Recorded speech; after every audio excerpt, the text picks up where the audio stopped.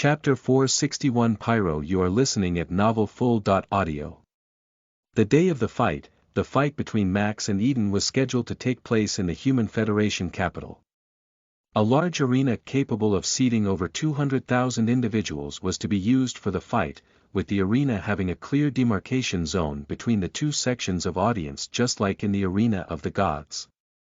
The only difference was that while the arena of gods was demarcated by an impenetrable barrier demarcating the light and dark factions, here it was a mithril iron chainmail that physically divided the two sides with a 50-meter passageway left in between where neutral organizers patrolled to stop any riots. Such a setup was necessary because when fights got heated, the audience had a tendency to get involved in the fighting, which would ultimately be detrimental to getting a fair outcome. The fighting arena itself was mostly solid concrete with about an inch of sand layered on top and a few boulders placed randomly to generate cover if needed. There were no trenches, ridges, trees or any other special structures in the fight arena prepared, giving no unfair advantage to either side. A jam-packed audience of 100,000 Earthlings occupied the east side of the arena, with one in every three of them carrying a flare or a banner they made back home. If one glanced at the Earth stand from a distance, they would see countless colorful chart papers being held by thousands, while a special group in the middle held a long banner spanning several meters which read, "Max is gonna smash your boy." In stark contrast, the humans from planet #H2050 came to sit in the audience in full battle gear and had intimidating paint done all over their bodies. The culture they had on their planet was different to that of Earth, and their way of showing support to their fighter was by banging their swords against their shields and making a rhythmic sound like the Vikings of the old. Even before the fighters walked down to the arena, the atmosphere was electric as chants and insults were flying on both sides. While only 100,000 humans had came all the way to the Human Federation capital to watch this match, about 1.1 billion Earthlings were watching the fight broadcast live, and about 900 million humans from #H2050 were doing the same. Neatwit had decided to not monetize this event, but if he wished to do that he could have easily covered the 100 million in betting money and much more just by the sponsorship deals on this fight. But today, it was not about making money, today it was about Earth's pride and Earth's pride only. Finally, the atmosphere only quietened down when the overwhelming shout of the match's announcer drowned the voices of the crowd. "Ladies and gentlemen, boys and girls, are you ready?" Cheers from the audience. "Wow, it is electric in here today. I have not seen such an atmosphere in my 20+ years as a commentator. Anyways, it's time to meet the champions."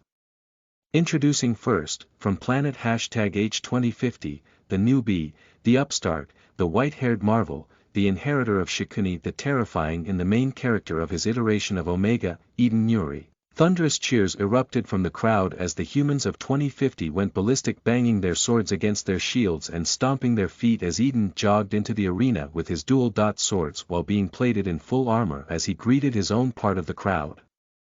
The Earthlings tried to bury him with boos, but Eden did not turn to spare them a glance as he began stretching his muscles as he stared down the tunnel on the opposite end, waiting for his opponent. Introducing next, from planet #H2047, the God Slayer, Max Rajput.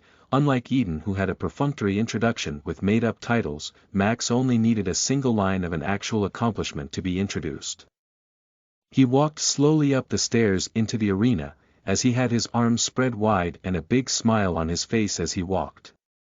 The entire east stand opened their flares at once during his entrance, as the Earth side of the stands looked like a flaming fireball at the moment, with only the large banner of "Max is gonna smash your boy" highlighted through the middle. To say that his reception was thunderous was an understatement.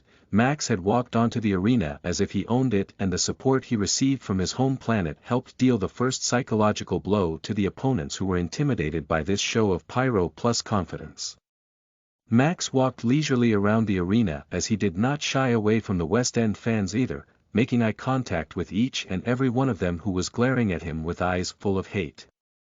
Eventually, his eyes landed on the VIP stand, where Sir Johnny, Amelia, Guildmaster Neatwit, and sisters.in.law Ruby and Naomi were standing, with both his sisters-in-law waving enthusiastically at him. Max waved back at them with a gleeful smile. This was a very pleasant surprise for him as he had not expected them to be here today. Finally, after 5 minutes of making his opponent wait at the center, Max took his position across him as he leisurely drew his sword out of its scabbard and looked his opponent in the eye. Only one sword. I would have thought that Master Shikuni's brother would be a dual-wielder like him. What a pity, Eden said, trying to play mind games before the start of the match. Oh, I forgot to consider the possibility that you might be illiterate.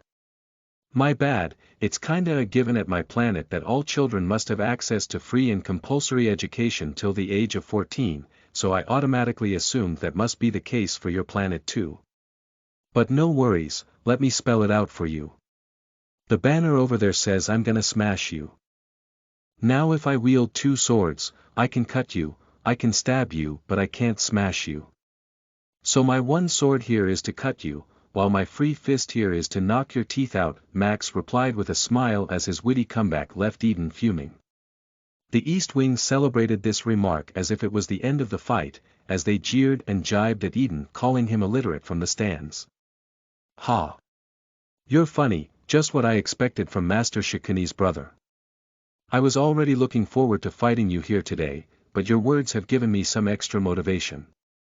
Just you wait till the end of this fight, for I'm gonna make you eat those words at the end, Eden said as he assumed his fighting stance. Max did not reply as he just shook his head and assumed a very loose fighting stance himself. This next fight is scheduled for death or submission. There is no time limit and the use of external potions or items is prohibited. Prepare to begin fighting in 5, 4, 3, //////n. Chapter 22/30, A New Day // Chapter 462 Dominating. You are listening at novelfull.audio. 5, 4, 3, 2, 1, fight. Both men did not charge blindly at each other, but rather closed the gap between each other cautiously. Energy Blast. Max took the initiative to make the first move as he used Energy Blast to launch a mid-ranged attack. Eden lunged to his left to avoid the blast, but Max took the opportunity to close in the gap between the two of them as he used Overhead Slash to try and hit Eden on his temple. Eden had to use both his swords to block Max's attack as the sheer power behind Max's strike made him buckle to one knee. 300. A kick straight to his chest forced Eden to do a back roll as he lost the first chunk of his HP before staggering back to his feet. Max draws the first blood. Eden seems to struggle with his superior power, the commentator announced as the Earthlings gave this exchange their roaring approval. Eden cursed his luck. His opponent definitely had a much superior strength stat than he did, which meant that he would be at a disadvantage if he went against Max sword for sword. If power is not the solution, then I can only go for speed, Eden thought as he shifted gears and took the initiative to attack this time. Eden tried to probe Max for the limits of his speed as he threw Max with a combination of moves that attacked Max at a plethora of angles. Combo 1. Strike to the head with the right sword, thrust to the stomach with the second. Max dodged the thrust to the stomach by turning sideways while blocked the strike to the head with his own sword. Combo 2. Eden tried to turn the missed jab into a wide slice, moving from right to left, trying to slice Max's abdomen, while he turned his right wrist to change the angle of his right sword to a thrust towards the neck. Max stepped in close towards Eden, making the wide slice practically useless as the extended left arm could no longer harm Max with him standing chest to chest with Eden, while blocking the right sword's thrust over his shoulder. With Max now being so close to Eden, there was no room for either of them to make any sword attacks, as the two of them stared intensely in each other's eyes before Max deciding to headbutt Eden point blank. 1200. Eden staggered back 2 steps after being headbutt so hard as Max kicked his left wrist with a powerful kick before he recovered and managed to send his left sword flying back. Oh, the Earthlings and humans from 2050 gasped collectively as Max ran towards Eden to capitalize on the newfound momentum. Eden gripped his only sword now with both his hands as he tried to match Max's powerful flurry of attacks. However, his strength stat was nowhere near as high as Max, and because of it Max was able to suppress his dual-handed sword wielding with a single hand. Max with only his right hand put pressure on Eden's sword from above, as their two swords clashed at a perpendicular angle to one another and refused to budge, as Max was sure that he had managed to chip Eden's sword slightly with this strike and was sinking deeper and deeper into the metal with every passing second. Eden tried his hardest to pull his sword up and send Max flying back, but despite putting his full back behind it, he could not move Max back a single inch. What monstrous power! Eden commented as he could not understand how someone at Tier 4 could be so strong. Max did not answer him, but rather grabbed him by his neck while still continuing to suppress him as he slowly lifted him off his feet by his free hand. You asked me why I keep my one hand free at the start. This is why I keep my hand free, boy, so that I can smash arrogant punks like you to the ground, Max said as he tried to give Eden a chokeslam straight into the concrete below, but the man used blink and teleported 100 meters away from Max into the farthest corner of the arena.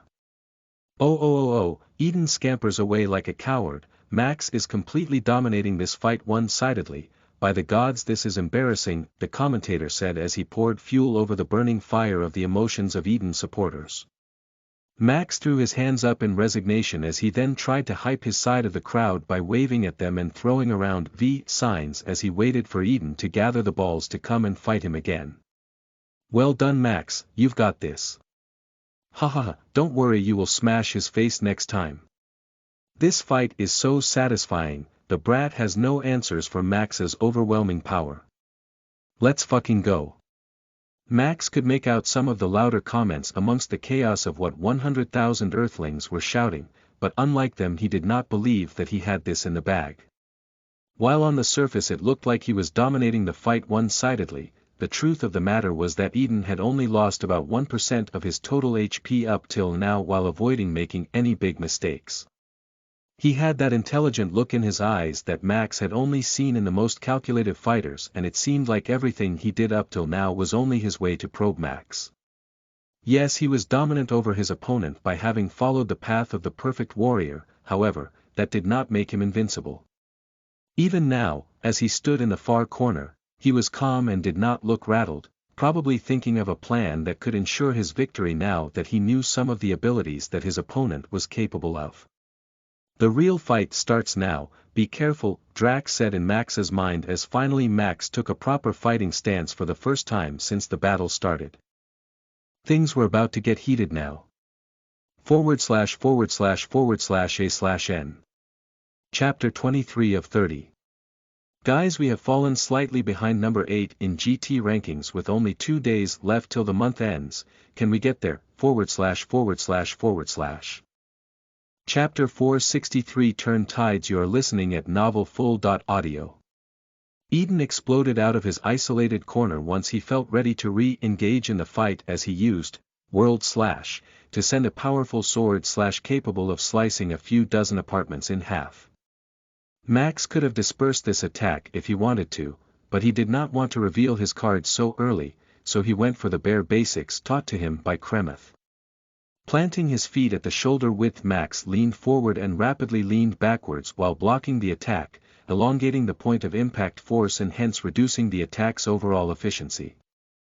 In the end, Max stopped the World Slash dead in its tracks with nothing but sword fundamentals as Eden jumped on him close range.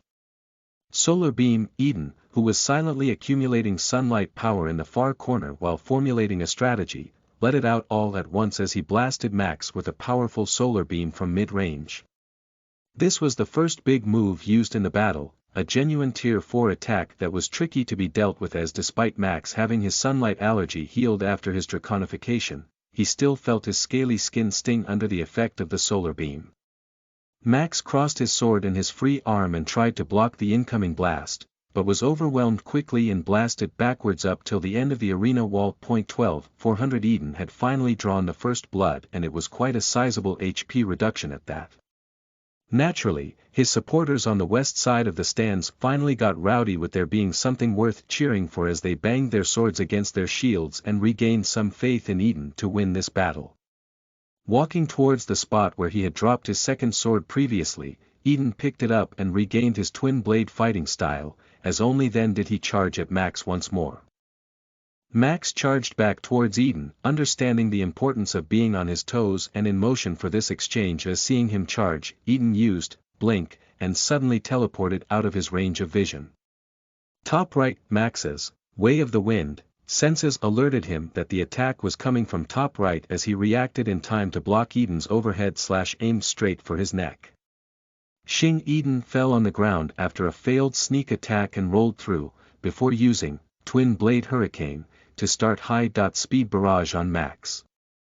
Sword slashes rained on Max from left, right and center as he could barely keep track of it, with his eyes only stopping the ones that aimed for his viral organs, while letting Eden bruise him along the edges of his skin. 750, 650, 750, 690, 750. Max started to lose HP by the second as he seemingly had no answer for Eden's swordsmanship. Eden pushes back. Max is in trouble. The tides of the battle have turned completely. Look at him go. I can't even see the outline of the sword, he's attacking Max so fast. The commentator announced as the Earthlings gasped in horror and covered their eyes. They did not like the current turn of events at all. Counter. When the chance presented itself, Max parried one of Eden's blades, while using the momentum of the other to launch a counter-attack aimed straight for Eden's stomach. Solar Flash. Without hesitation, Eden used Solar Flash as his surroundings suddenly began glowing with the immense luminous intensity of the sun, blinding any onlookers from the audience and even back home, with Max being no exception. Feeling a stinging pain in his eyes, Max was forced to close it shut, giving Eden his chance to deal a big blow. From the moment that he had returned from the corner and started to fight seriously, he had this exact sequence of events in mind, as this was the opportunity he envisioned right from the start. Critical Slash. The choice of move that Eden had decided to use at this moment was Critical Slash, an attack that tripled the amount of critical damage inflicted on the enemy. If used correctly, it was enough to end this battle, but even with the worst-case scenario, it would plunge Max's HP in a deep orange color at the least. Meanwhile, Asiva frowned from reading the intelligence report that Jothi had compiled as urgent. Apparently during the boys' trip to Dworgen, the three sneaky bastards had made a visit to a Red Umbrella establishment and stirred trouble. Putting aside the fact that Max had decided to patronize such a place, which was a huge source of irritation for Asiva in of its own, the establishment seemed to have some link to Prince Felix Aurelius, who was now pissed off at the Bloodfall clan. Felix was seemingly rattled about the fact that Max might have uncovered his secret connection to the Red Umbrella group and would use it as leverage against him. In his paranoia, he had begun creating problems for Bloodfall clan merchants, hoping that the minor inconveniences would force Max to set up a personal meeting with him where he would be able to address the issue and settle it in private. How childish! Men are stupid, incapable of communication and completely untrustworthy. Institutions like the Red Umbrella only thrive because idiots like Felix Aurelius and my to-be husband can't resist the allure of sweet-talking women, Asiva said as she crumpled the intelligence report and began thinking on what would the best course of action be for the Bloodfall clan. Their economy was currently fragile and could not afford a hit on the merchant union, although it was a childish way to set up a meeting. Asiva had her hand forced in this matter as she had to make an appointment for him to meet Max in the near future. // //a/n. Chapter 2430, End of the Day. My apologies for it being a few hours late. // Chapter 464, Longing for More. You are listening at novelfull.audio. Eden thought he had outsmarted Max for good, that he had rendered him defenseless, and even if by some miracle he developed a sixth sense and protected his neck from a devastating slash, he would still be pierced in the spine by the second thrusting sword. Little did he know that Max never did need his eyes to fight this battle, and that he had a technique capable of tracking movements just by sensing the tiny disturbances of wind in his surroundings. 700 Eden stood there stunned, his eyes wide with shock as he felt a sword plunged inside his gut.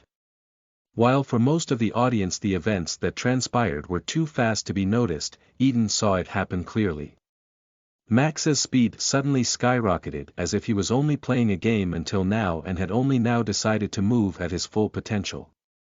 Within a split second, He turned and weaved through both of Eden's thrusts as if he could see it as clear as day, despite Eden clearly seeing that his eyes were tightly shut, as not only did Max weave through his attacks, but also countered with one of his own as he plunged his sword deep into Eden's gut. Wincing as he pulled his body away from the plunged sword, Eden staggered backwards, before trying to pin Max down with a barrage of fast attacks, but he was simply unable to hit Max with a single strike as Max kept dodging them as if playing with a child.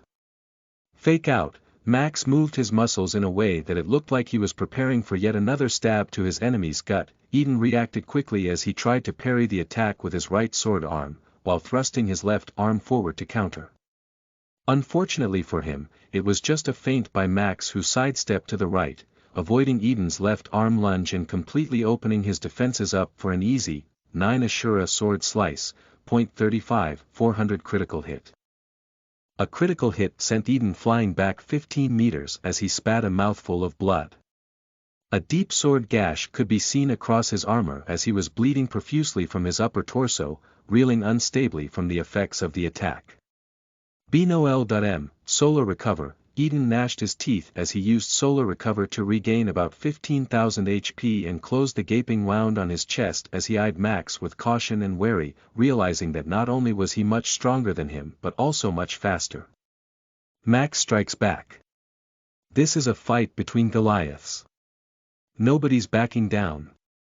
The commentator shouted as the entire arena became lively. Both sides had inflicted damage on one another and the fight had heated up nicely. The fighters had finished analyzing each other's strengths and weaknesses, which meant that the fight was ready to transition into the big moves phase. Most impressive, you are indeed worthy of being Master Shikuni's brother, but let me show you why I'm superior to you, Eden said as he dropped both his swords to his ankles and brought both his wrists together in attempting to assimilate an attack. Max recognized this movement. He knew exactly which move Eden was planning on using next, and if he wished to stop him before his slow assimilation process finished he could have done so and countered while both his swords were on the floor, but Max chose not to do so. He wanted to face this blast, he wanted to witness his brother's self-created move for himself once, and for that sole reason only, he waited patiently for Eden to finish assimilating. I'll give you credit for not running away, but it just goes to show how foolish you are. This attack is strong enough to kill gods, and it will reduce you to ashes. Watch closely, O Guildmaster Neatwit, for this is the Elite Blast, Eden said as he unleashed an extremely powerful attack that sounded like someone had fired up 500 fighter jet engines at once. A beam of pure white light alongside some shades of rainbow moved towards Max at terminal velocity. The sheer power of the move destroying the arena beneath their feet, creating a deep crater wherever it passed. The move had the power of a cosmic event behind its source, and it was not something Eden could handle at Tier 4, his hands suffering from third-degree burns from trying to conjure it as several bones in his body cracked from the pressure. It was the ultimate move in his arsenal, one that could decide the outcome of this match at once. Meanwhile Rudra, the moment Eden tapped into the soul space of Rudra trying to borrow the power of the hypernova to unleash an attack, Rudra managed to successfully form a link with the caster as while he was unable to interfere or take over his body, for a moment in time he was able to share his vision. After spending countless days hanging idly in space, this was the first time Rudra was to see actual civilization, which was why he was extremely shocked when he saw that on the receiving end of the attack stood a person that he was all too familiar with. Despite the changed eye color and scar, there was no way Rudra would mistake his face as he knew immediately that he was gazing upon Max. Rudra's heart flickered a bit as he felt proud seeing his brother look so strong and confident even when facing such a powerful move. He has grown into a fine man, Rudra thought as his lips curved into an upward smile. It was then that the caster momentarily glanced at Neatwit standing in the stands as he finished assimilating the attack. Rudra felt his heart ache when he saw the worried expressions on the face of his two wives, the people who must have assumed he was dead, as despite him unexpectedly gaining the opportunity to glance at their visage today, he was powerless in communicating the fact that he was alive and well. A flood of emotions surged in Rudra's heart at this moment, but the caster's glance moved back from the audience towards Max, leaving Rudra longing for a second more of peaking time. //////A/N. Chapter 25/30, A New Day /////. Chapter 465 Accidentally Killing the Enemy. You are listening at novelfull.audio. Max was calm in the face of the incoming attack. He did not shiver in the face of its unbelievable power, nor did he once think that he would be unable to stop it. He did feel excited when he felt that if he made a grave error in defending against it, he would lose his life, but that fear was not strong enough to make his hands shiver or his stomach to turn. The move had 3 small disjointed micro-imperfections in place of one, and Max understood that he needed to hit all 3 of them precisely within a very short duration of time if he wanted to disperse this blast correctly. When the attack was almost upon him, Max sucked in a breath of cold air as his hands moved nimbly but fast, striking the 3 micro-imperfection points in Eden's elite blast, with one single fluid motion. The attack that looked so threatening that some of the bolder members of the audience peed their pants looking at it coming towards their direction was dispersed into nothingness as if it were just an illusion, as the entire arena of 200,000 spectators was plunged into a moment of absolute silence. Disperse had worked perfectly. Max looked into Eden's eyes after neutralizing his strongest attack and found that he looked like he had just lost his soul. Cheers of thunderous applause gripped the entire battlefield as even some of the humans from #H2050 could not believe their eyes as to what just happened and began clapping for Max absent-mindedly for his performance. Impossible, impossible. Impossible. Eden screamed as he fell flat on his butt with shock as he subconsciously began to skitter away from Max as he walked towards him. Eddie E.T., what did you think, boy? Just because the Universal Queen gave you a watered-down version of my brother's skills, it made you as good as he was. This move, you don't even understand the basics of it, the power behind it is at the peak of tier 5 at best, but the original version my brother created is a peak divine move. You can copy his skills, you can plan your battles following his ideology, but what you can't do is become him, because my brother did not inherit his powers like you, he developed them through years of countless fights. His reflexes, his planning, his situational understanding wasn't based on second-hand research, but developed after strenuous fights against the strongest opponents. In your iteration of the game, you borrowed the strength of Archangel Michael to kill Lucifer. In my iteration of Omega my brother killed Lucifer with his own hands.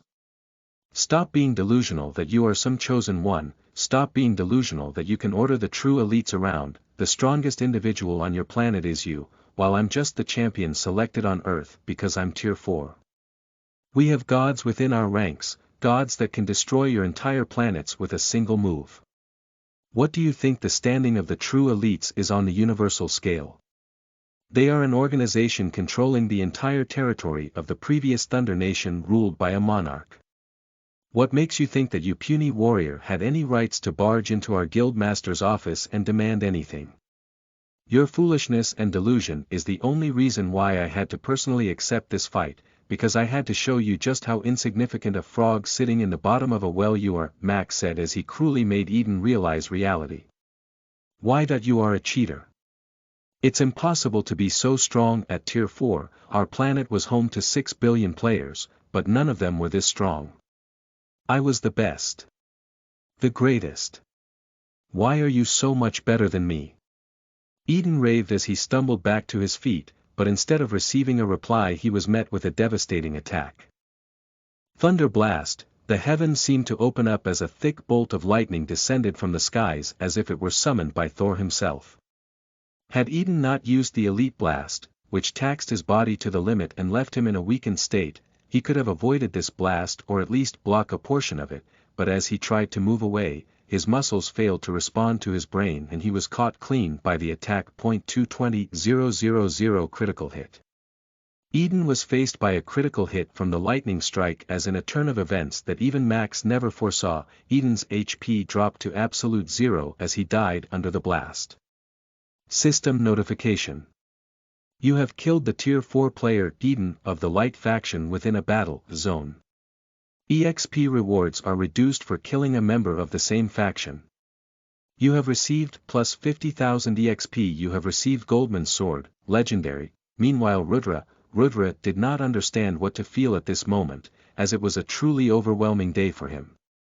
On one side, he saw Max's power and felt really impressed that his brother was able to conjure such a powerful attack, but on the other side his only marker that was giving him directions to the rest of the universe was now gone. Before today, he could vaguely feel the direction in which he needed to travel to get back to civilization, and while he still remembered the vague direction he needed to move in, the problem was that over such large distances even a minute deviation of 0.01 degrees would lead to him missing his destination by millions of miles. Unknowingly for sure, but his brother had cut off his only means to come back home, and Rudra was not sure how he felt about it at the moment, considering that his marker host was trying to kill Max in the first place. He still had a few months' worth of regeneration left before his need to travel back home, so he had a few months to figure this problem out now.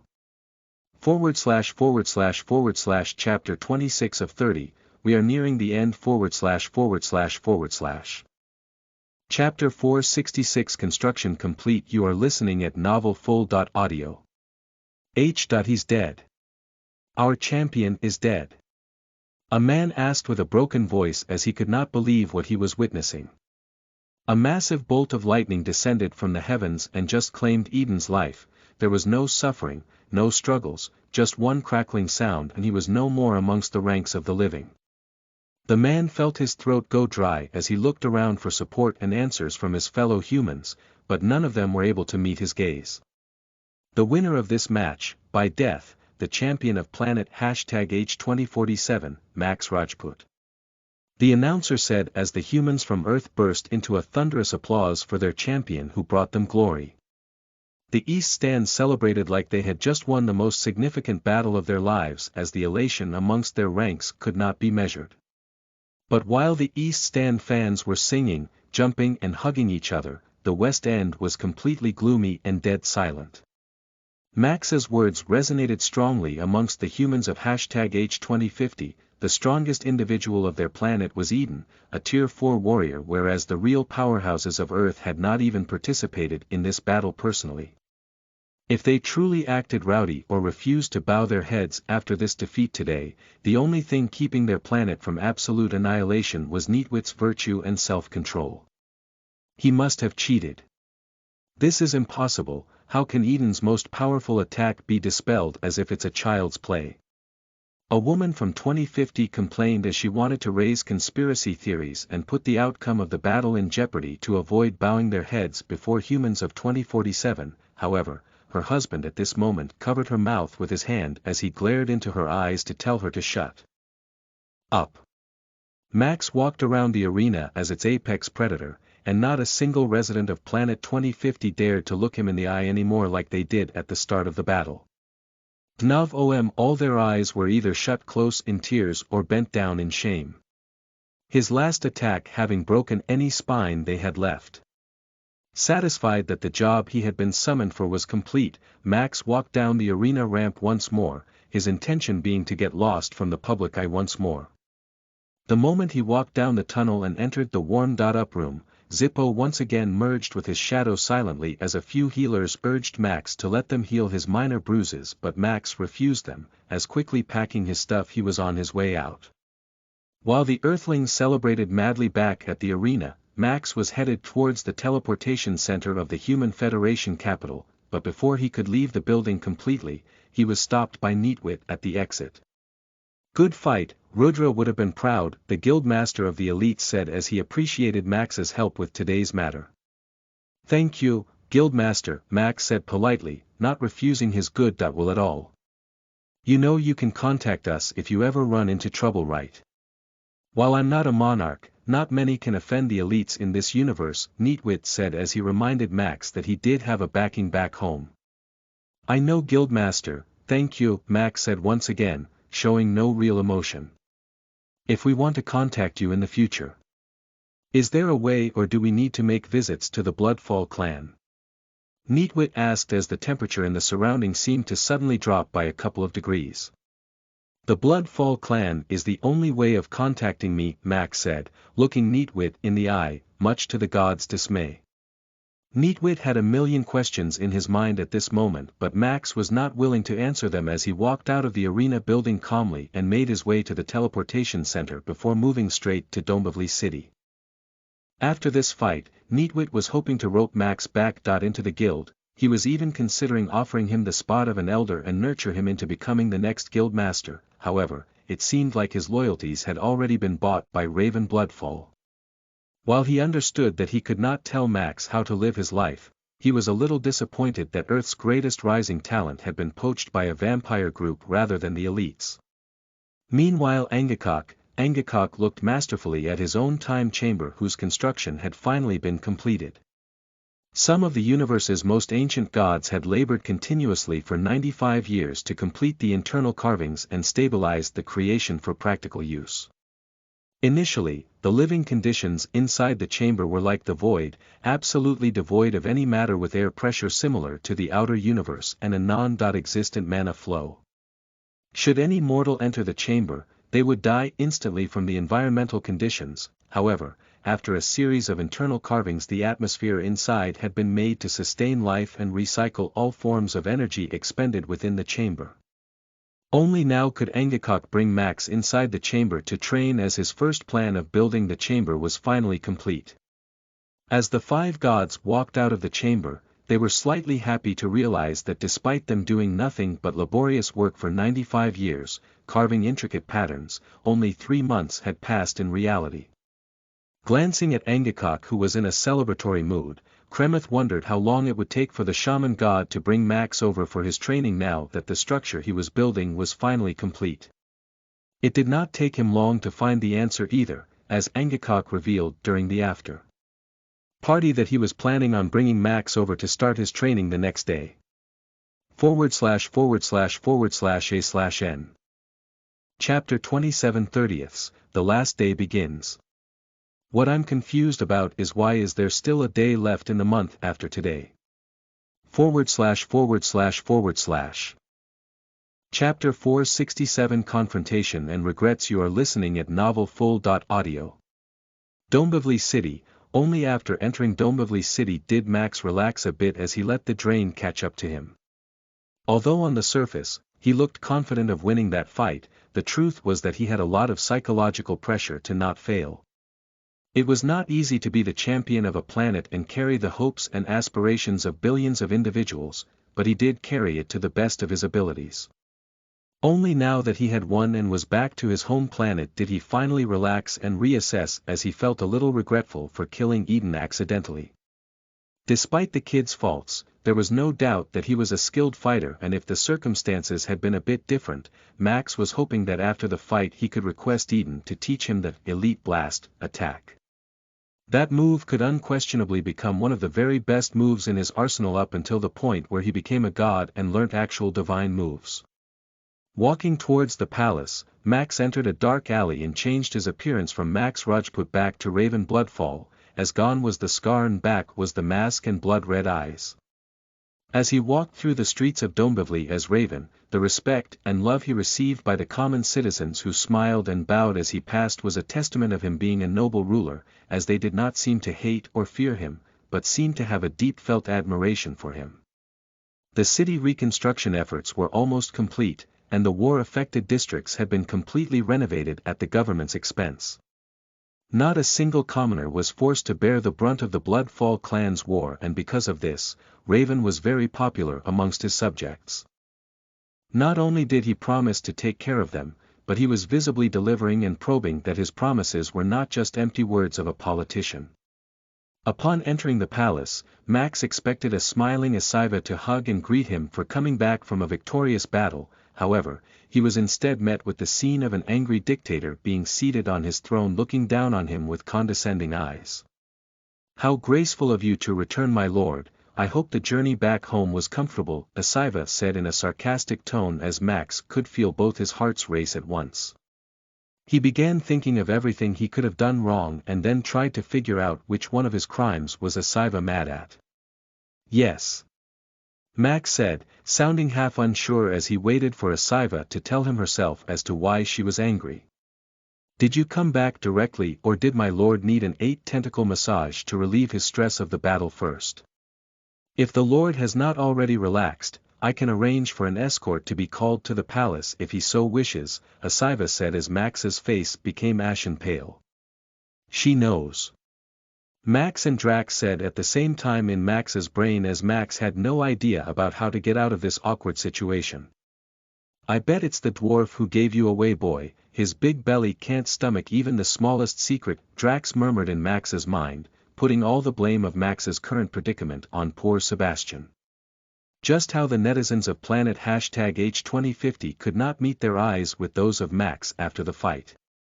Max could not look into Asiva's at the moment as he stood silently as she ranted about falling in love with a pervert. 25 minutes and countless insults later, she decided to forgive Max abruptly as she flew into a hug and began sobbing on his chest. Max tried to calm her down as he apologized and promised her that it won't become a regular occurrence and explained how it was just a harmless massage. What perplexed Max more was how quickly the mood in the courtroom changed from him being scolded to him consoling Asiva all in the span of 30 minutes as he realized how little he knew about the world of women. Although it was awkward to get caught, it was moments like these that assured Max that Asiva truly loved her.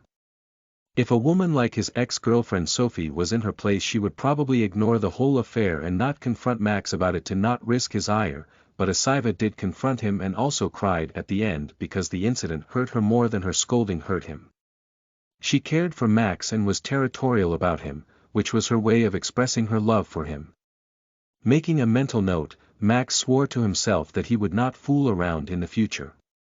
Also, Prince Felix Aurelius wants to meet you. He knows that you have discovered the link between him and the Red Umbrella Group and this makes him uncomfortable. He's been targeting our merchants to get your attention and has forced my hand to set up a meeting with him, Asiva said as she moved on to more important topics. How typical. Max said as he sighed, half fed up with the life of a politician already. He will be here the first thing tomorrow morning. So we will need to push all your other meetings to the back, meaning you will have a very hectic next 2 days, Asiva said as she smiled sadly. She had thought that after Max became a lord the two would be able to spend a lot of quality time together, but the reality of the situation was that except for official work, the two hardly ever spent time with each other. Something that she was truly spicy about. But she could not blame Max over it, this was the life both of them had voluntarily chosen.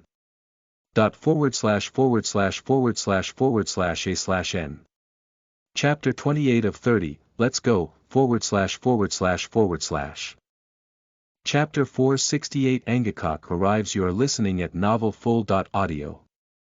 For 68 Angakok arrives. Max was sipping on some blood as he sat in his office reading important development documents when he felt a gust of wind pass over his shoulder and hit a point beside his feet, entering the depths of the shadow created by his body. Max was alerted as he looked all across the room to find nobody as he jumped to his feet and drew his newly obtained Goldman's sword just to be sure. "Zippo, you all right there, buddy?" Max asked as he expected his silent bodyguard to give him some form of a response, but what he did not expect was that slowly his shadow would expand and get lighter as an unconscious Zippo would emerge on the surface. "You have a black dragon protecting you, how interesting," a deep male voice said from behind Max's back. All the hairs on Max's body stood up vertically when he heard this voice. He knew exactly to whom this voice belonged and the boundless power that this ancient being commanded. As Max turned, he saw Angakok relaxing on his own office seat, as he scanned Max with his deep purple eyes. Usually Max prided himself in his mastery over, Way of the Wind, and the ability that it gave him to detect attacks before they ever happened. However, even though he was alert, he did not feel Angakok entering his office room at all, neither could he figure out how the man entered with all the walls intact and his door tightly shut. "Welcome to my humble residence, shaman god Angakok," Max said in a respectful tone as his voice shivered in panic.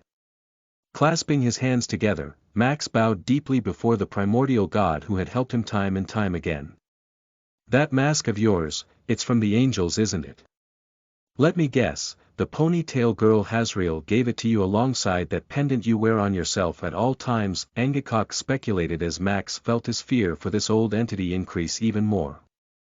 "Why? Yes," Max replied, not daring to lie in front of those purple eyes that seemed to see right through his visage.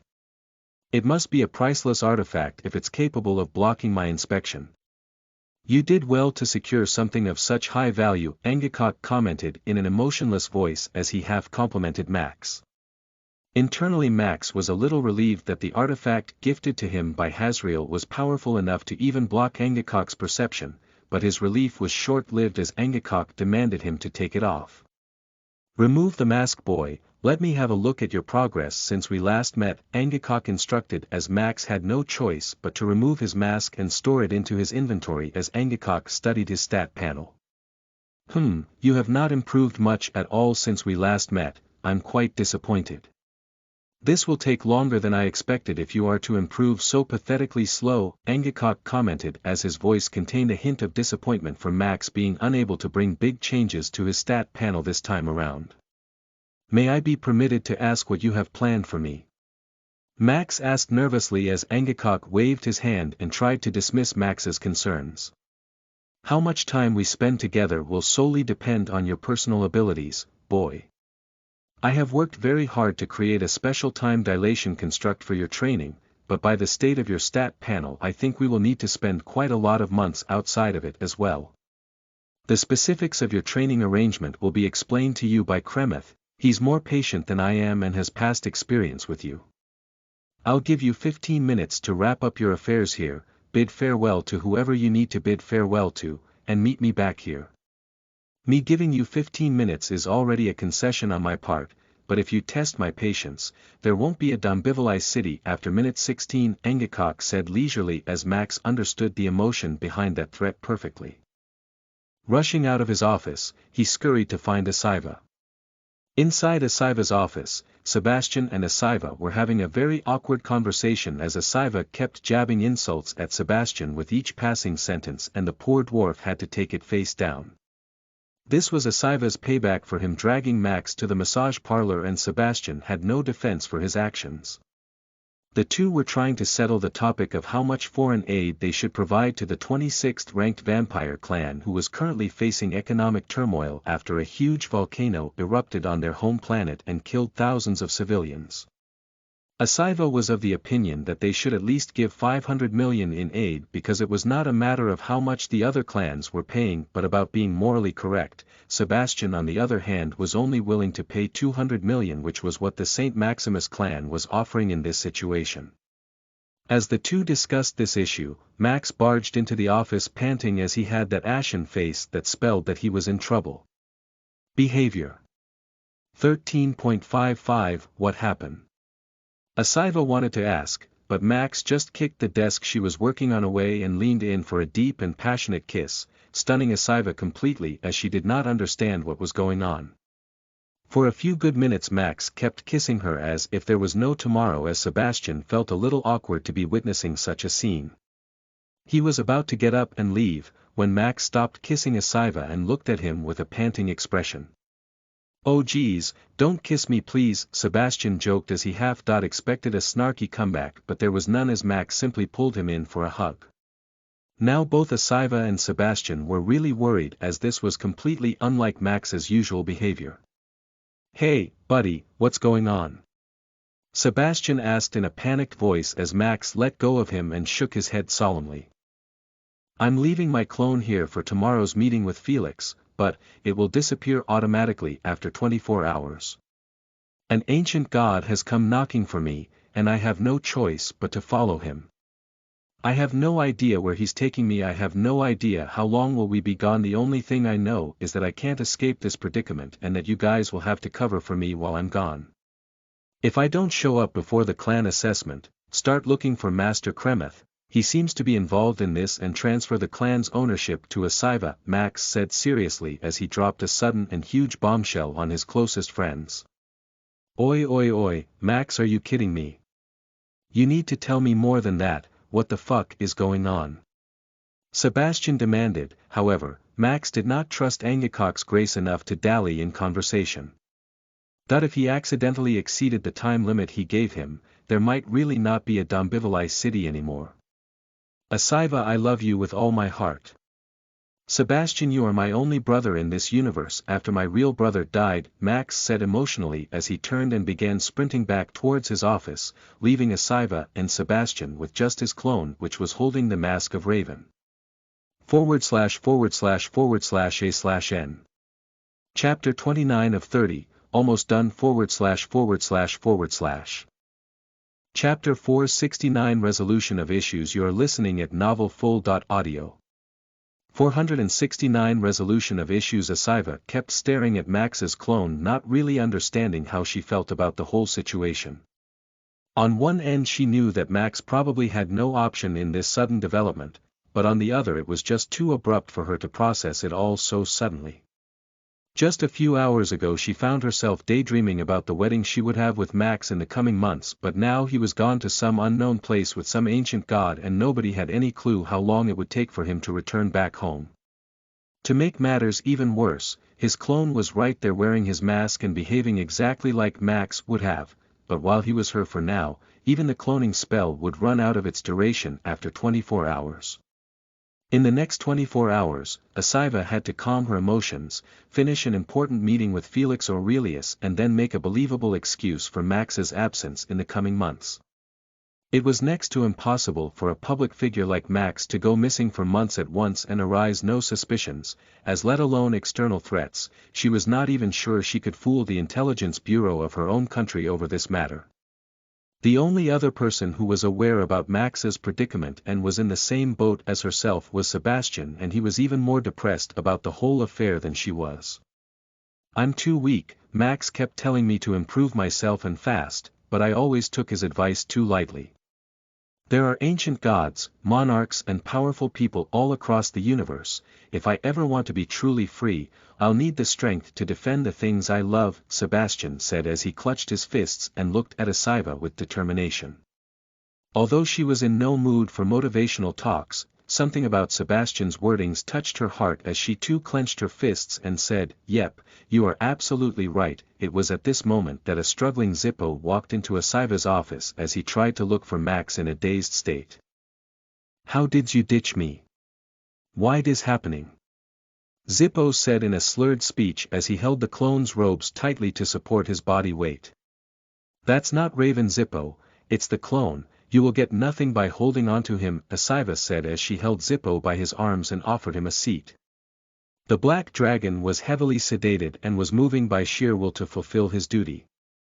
Had it been anyone else they would be out cold, sleeping for next 12 hours because of the effects of the sedative. Never in his life had he been blindsided so badly as he was today, as not only was he unable to detect the attack, he was rendered completely defenseless against it when it did strike his body.